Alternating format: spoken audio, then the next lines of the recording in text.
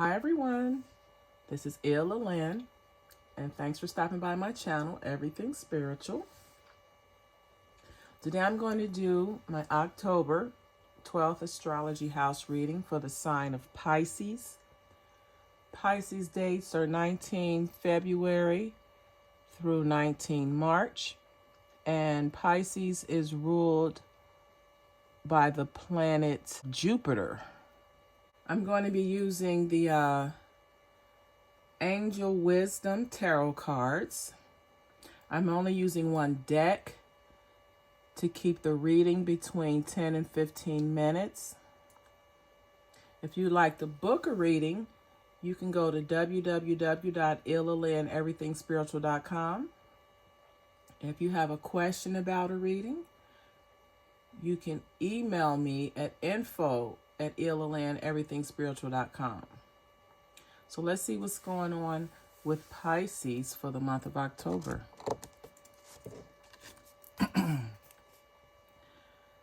Pisces, in your first house, you're viewed as someone that's very hopeful, as someone that has faith, as someone that's very optimistic. When it comes to accomplishing your dreams, you're a very positive person. You always believe that there is a light at the end of the tunnel.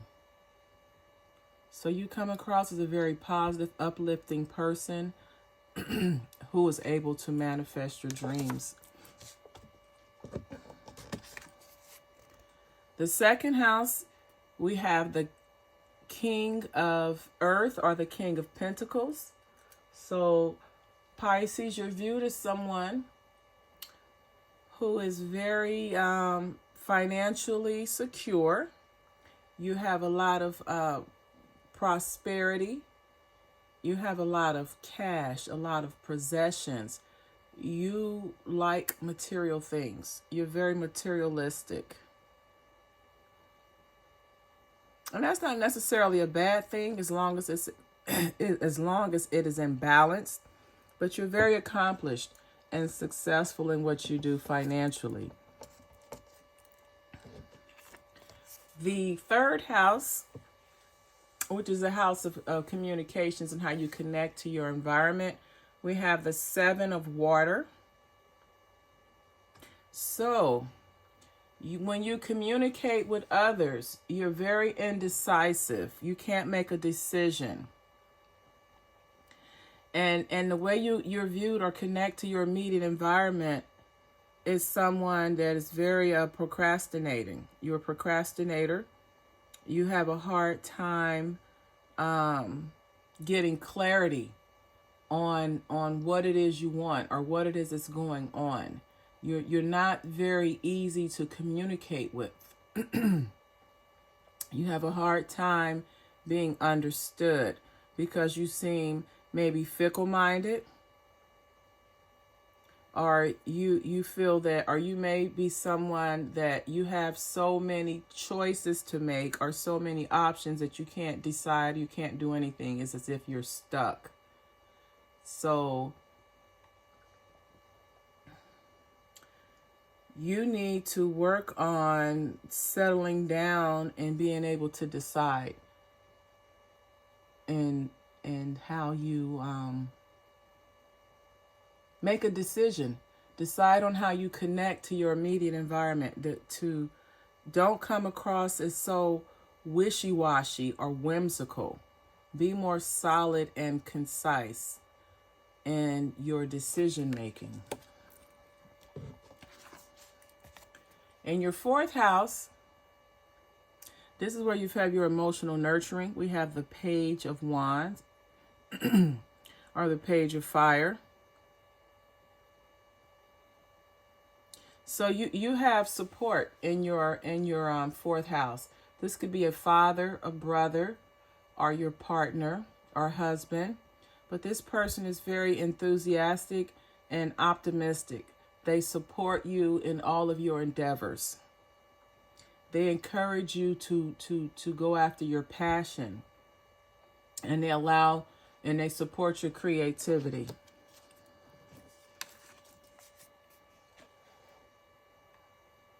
In your fifth house, this is the house of your creativity and your self-expression.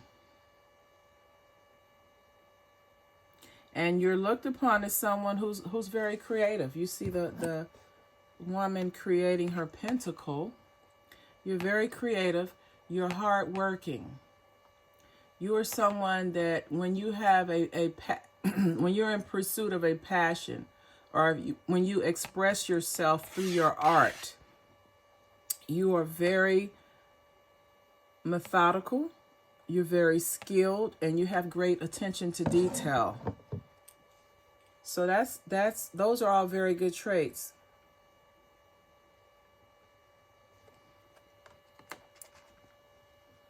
So pursue your goals, pursue your arts, pursue your creativity, and use your creativity as a form of self-expression. In the sixth house, we have the page of water, or the page of cups. You see the cup there that's running over with emotion. So when it comes to your work and your service, you're very sensitive. You're sensitive about your passions. And this may be more about your service than your job. But you're sensitive. You don't like people to speak badly. Or you don't like people to criticize or give their opinion, because your sensitivity, it'll make you take the criticism personal instead of taking it as a learning advice. And you're also because you're young, or you're young-minded, you don't have a lot of experience at this time regarding your passion. You just may know you have a passion or a desire to do something which relates to your service, but you don't know how to go about doing it. And you don't know, and that causes you, by you not knowing how to go about accomplishing or pursuing your passion, because of your inexperience, it causes you to be moody. And then you're also someone that's, you're kind of like a scatterbrain. You can't stay focused long enough to actually gain and learn from an experience. So you just need to settle down when it comes to pursuing your passion, and just study it. Get more information or insight on it.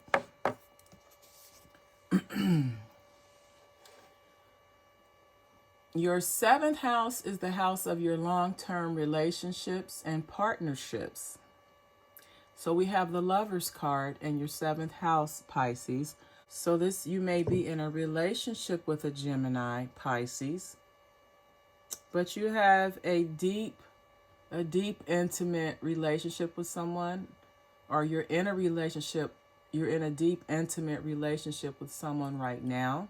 And when you make decisions about the relationship, you make decisions out of emotion. When you get to the eighth house, this is the house of your shared assets. We have the page of earth, or the page of pentacles. So you have someone, this is a woman who's very smart, who's very savvy when it comes to finances and assets. And she may have done the research to draw up the will, to get the life insurance, to insure the assets that you have, so that in the event of you or her demise, everything will be taken care of. She has paved the way so that you will have your joint assets and finances will be intact through her transformation or yours. The ninth house is the house of your expanded consciousness. And we have the Three of Pentacles here. And this is all about future planning, or plans for the future. And when it comes to your expanded consciousness, you're being encouraged to go for it. Do what you love. If that consciousness and takes you to a journey of spiritual enlightenment, follow it and pursue it. And now you're in the process of you're doing the work. You're in the process of discovery and building. And you're being asked to go for it.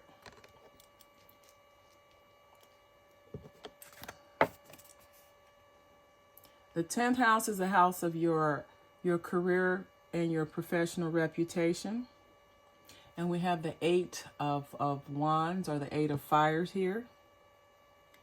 And it looks like you may have a blockage, or you may be stifled in your career or professional achievement because you have too many irons in the fire. You got too much stuff going on here. And it could create stress because there's a saying, you can be the jack of all trade and the master of none. So you have the capability to do more than one thing, or to juggle several balls in the air. But as you're doing that, you're not covering everything. Something unexpected could happen and you could miss it. So you need to narrow down the responsibilities that you have. You may need to share them with others. But right now you have too much going on, and you're in a position to where you're experiencing stress. Now, stress can be a positive factor or it can be a negative factor.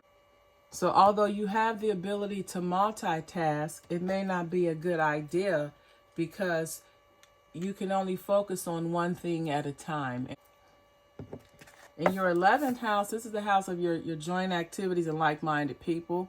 So it looks, we have the Knight of Earth, or the Knight of Pentacle. You see the pentacle there. And he's a planner.